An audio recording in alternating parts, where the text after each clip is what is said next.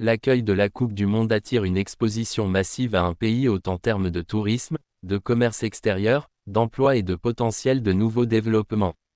Mais cela peut coûter très cher. Pour la Coupe du Monde 2022 au Qatar, qui se déroule du 20 novembre au 18 décembre, le gouvernement débourse environ 229 milliards de dollars, ce qui en fait la plus chère de tous les temps. Ce total représente près de 5 fois le montant combiné de 48,63 milliards de dollars dépensés pour les événements qui ont décidé de la suprématie nationale du football de 1990 à 2018. Les Coupes du Monde ont lieu une fois tous les 4 ans. Mais il peut y avoir des inconvénients importants pour le pays d'accueil. Les dépenses excessives en infrastructures et en stades ont conduit certains hôtes à s'endetter massivement et à se retrouver avec des constructions peu utiles après la fin de la Coupe du Monde de la FIFA. Décrocher la candidature pour accueillir la Coupe du Monde peut prendre une décennie. Un pays doit soumettre une proposition de candidature qui énumère les raisons pour lesquelles cela a un sens financier pour l'instance dirigeante internationale du football, ainsi que la manière dont il servira son objectif d'améliorer la portée mondiale du sport. L'organisation note les propositions selon 2 catégories principales, infrastructurelles et commerciales. 9 critères sont pondérés selon différents niveaux d'importance, les stades étant considérés comme les plus importants. Les exonérations fiscales sont une autre considération essentielle, car les gouvernements locaux transforment les stades et les sites liés à la Coupe du Monde en zone franche. Les 3 principaux revenus de la FIFA proviennent de la diffusion, de la vente de billets et des revenus de marketing, qui vont tous à l'organisation. Il alloue également des fonds aux pays hôtes pour couvrir les opérations globales du tournoi. Pour 2022, la FIFA a déboursé environ 1,7 milliard de dollars au Qatar, y compris les 440 millions de dollars de prix totaux pour les équipes. La Coupe du Monde 2022 au Qatar devrait rapporter 4,7 milliards de dollars de revenus. Les pays hôtes comptent sur l'impact économique dérivé du tournoi pour générer des revenus, et il y a des impacts économiques à court et à long terme.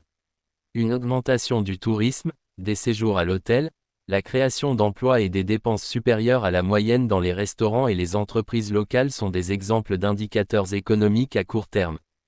Mais certains pays hôtes, qui ne disposent pas des infrastructures ou des stades nécessaires pour soutenir le plus grand tournoi de football du monde, contractent d'énormes dettes et se retrouvent avec des structures dites d'éléphants blancs après la fin du tournoi. Prenons le cas du Brésil, le coût de la Coupe du Monde 2014 y a explosé alors que le pays devait construire de nouvelles routes, des lignes de transport en commun, des stades et des hôtels. Les estimations suggèrent que 11,6 milliards de dollars ont été dépensés pour ce tournoi. Mais maintenant, le stade Mangarrincha à Brasilia, dont la construction a coûté près d'1 milliard de dollars, est utilisé comme dépôt de bus. Pendant ce temps, les manifestants ont critiqué à la fois la FIFA et les responsables des gouvernements locaux, affirmant que les fonds seraient mieux dépensés pour les services sociaux destinés aux personnes plutôt que pour les stades de football. Le Qatar, en revanche, a passé plus d'une décennie à se préparer pour le tournoi de 2022, avec jusqu'à 500 millions de dollars dépensés par semaine pour accélérer la production. Cependant, être sur la scène mondiale a également mis en lumière des allégations de corruption, remettant en question le processus de sélection de la FIFA.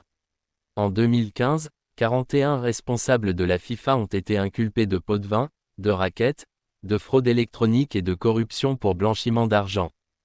De plus, en 2016, Amnesty International a signalé pour la première fois de nombreuses violations des droits humains résultant de la pression exercée sur le pays pour respecter l'échéance de 2022.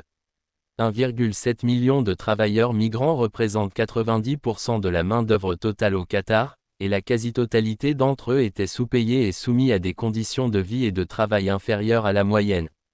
Néanmoins, accueillir la Coupe du Monde de la FIFA est considéré comme un honneur car le football est le sport le plus populaire au monde, avec plus de 5 milliards de fans. Cet honneur revient aux États-Unis, au Canada et au Mexique qui, ensemble, accueilleront la prochaine Coupe du Monde en 2026. Les États-Unis, qui ont accueilli la Coupe du Monde de 1994, sont considérés comme le tournoi le plus réussi, attirant plus de 3,5 millions de fans. Certes, cela peut être une mauvaise idée pour certains pays d'accueillir ces jeux, et les gros titres négatifs de la FIFA en ont aigri certains contre l'événement. Mais l'histoire suggère que les fans continueront à être à l'écoute des espoirs et des aspirations de leur pays à remporter la Coupe du Monde chérie.